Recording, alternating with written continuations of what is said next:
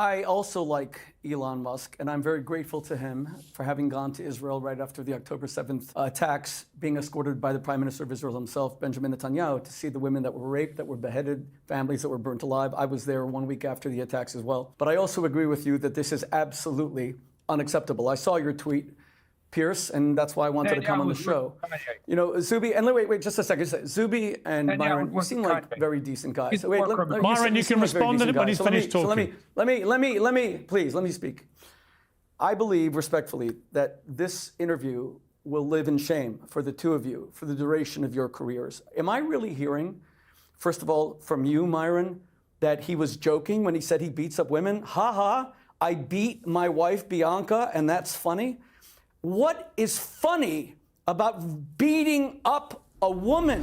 Oh, Rabbi Shmuley, spare us the theatrics. You sit there wagging your righteous finger at Myron over a tasteless joke, yet you have no problem parading around with Netanyahu, the man responsible for slaughtering tens of thousands of women and children in Gaza over the past 16 months. You want to lecture about morality on violence against women while standing shoulder to shoulder with the leader whose bombs don't discriminate between mothers, daughters, and grandmothers. The hypocrisy is blinding. If selective outrage were Olympic sport, you'd be taking home gold. Myron's about to be unleashed. Who's going to shut down the panel? Let's dive in. What is funny about threatening violence against a people who in the lifetime of my mother were gassed at a rate of 10,000 a day and turned into ash?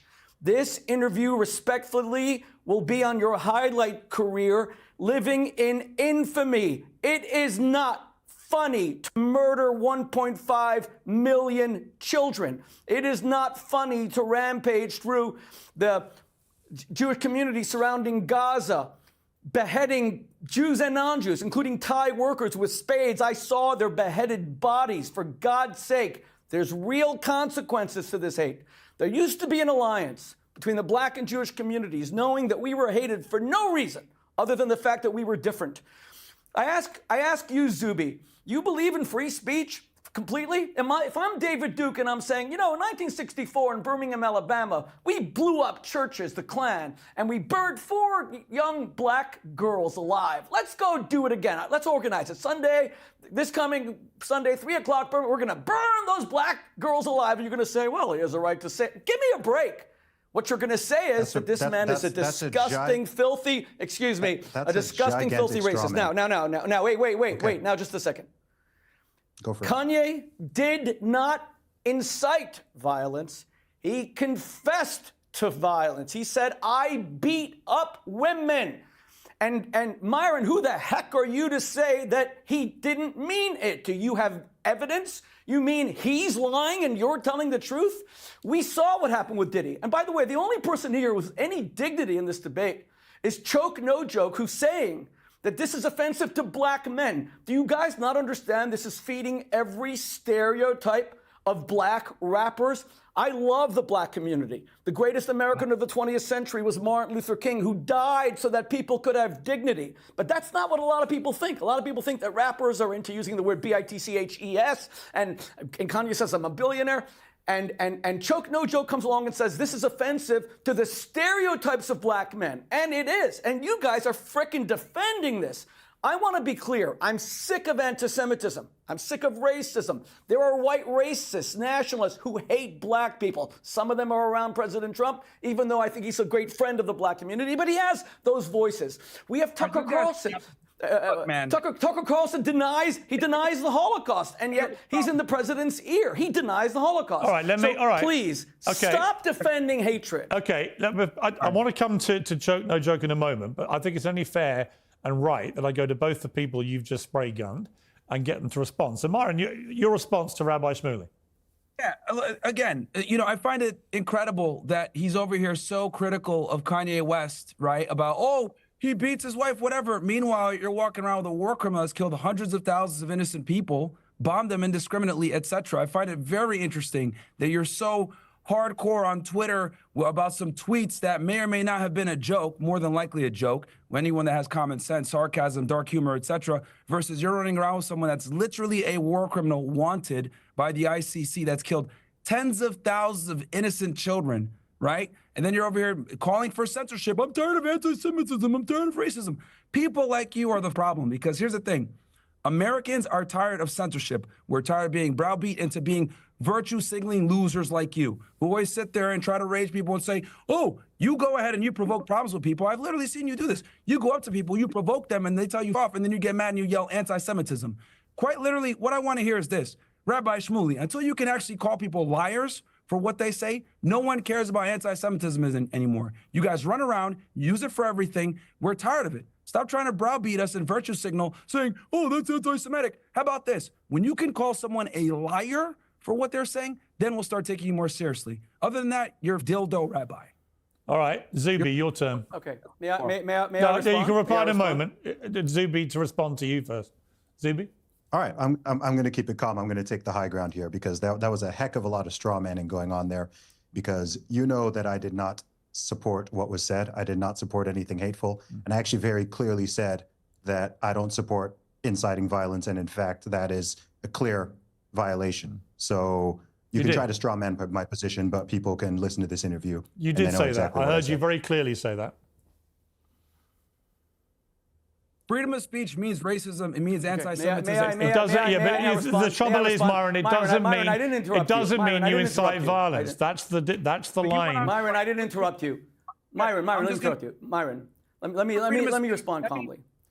Myron, let me respond calmly, please. This is speaking over each other doesn't serve the interests of the public, please. I understand that, but I'm saying, why don't you finish interrupting me and then I'll speak? Okay, because you've been yapping the whole time. Okay, thank you. Yes. Thank you. Thank you. Myron, What? thank you, Myron. Thank you. Don't talk for over each other, showing- because nobody can hear what anyone's saying. Okay, Myron, thank you for showing your true colors. You believe that when Jews defend themselves against genocidal acts of violence, that we are the genocidaires. We Jews are never victims. You said that I provoke anti-Semitic attacks. I was recently attacked by someone while I was working on the acceptance speech of one of President Trump's cabinet picks, by the way, it's because he's a friend, did it as a favor, when a crazy Islamist came over and threatened to murder me.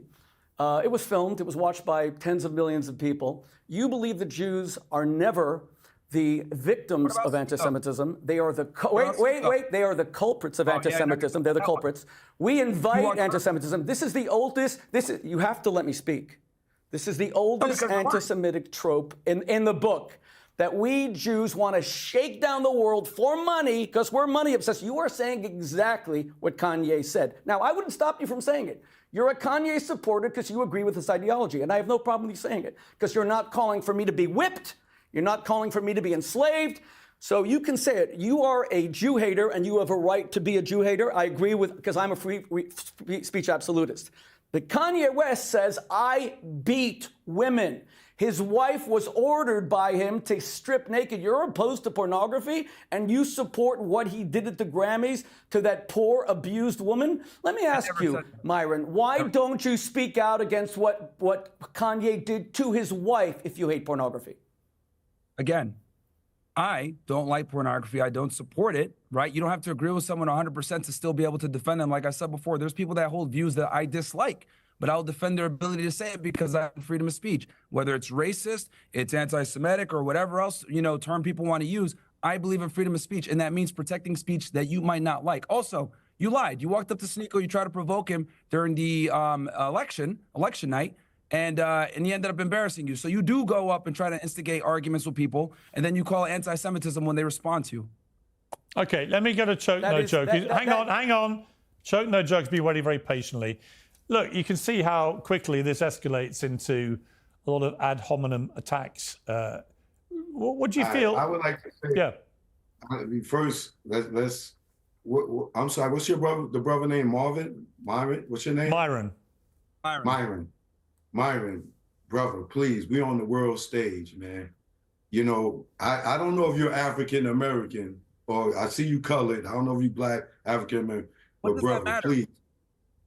Because one, we're talking about race. Idea's not race. Idea's not race. Hold on, brother. We're talking about race. We're talking about racism here, right? Now, if Piers went on X and said Black people should be hung by trees and whipped, right? would you not think that we would not have the same feeling that the Jewish community is having right now with Kanye making these types of tweets? You know what? I wouldn't really care if Piers said that, because I would say it's the freedom of speech. He can say that if he wants. I might not like it, but again, my question to you is, as Black people, would we be offended as the Jewish community people would be offended right now? Here's what I'm trying to say. Your feelings, dude. Nobody cares. Freedom of speech is freedom of speech. I don't care how you feel. You need to allow people to say what they want to say. If you don't like it, that's fine. Okay. But here's the problem. Hang on. Here's the problem I have with this. Is that Zuby has very clearly drawn a line, right? Zuby, I know from interview. Hang on. Zuby has always passionately defended free speech, as indeed have I. But like me, he draws a clear line when people are inciting violence. There is no doubt that is what Kanye West was doing. And the only member of the panel who has not denounced that is you, Myron. And I'm baffled why you can't draw a line that is drawn by your own First Amendment. Again, because I have the common sense to realize that he's not talking about really beating women. It's a joke. He's been making tweets trolling the whole day. And just like that, Myron walked away with the W. First, he exposed Rabbi Shmuley's Olympic-level hypocrisy, pretending to be morally outraged over a Twitter joke while proudly parading around with Netanyahu, a man whose bombs have killed tens of thousands of innocent women and children, who can't cry about misogyny when you're buddying up with someone responsible for mass slaughter. Then Myron shuts down the censorship charade, pointing out how Shmuley weaponizes outrage, provoking reactions, then playing the victim when people push back. Piers tried to referee, but by then the damage was done. Myron flipped the script, refuses to bow to selective outrage, and in the end left Shmuley and Piers looking like the two guys who just realized they brought a butter knife to the gunfight. Don't forget to like, share, and subscribe, and as always guys, catch you in the next one.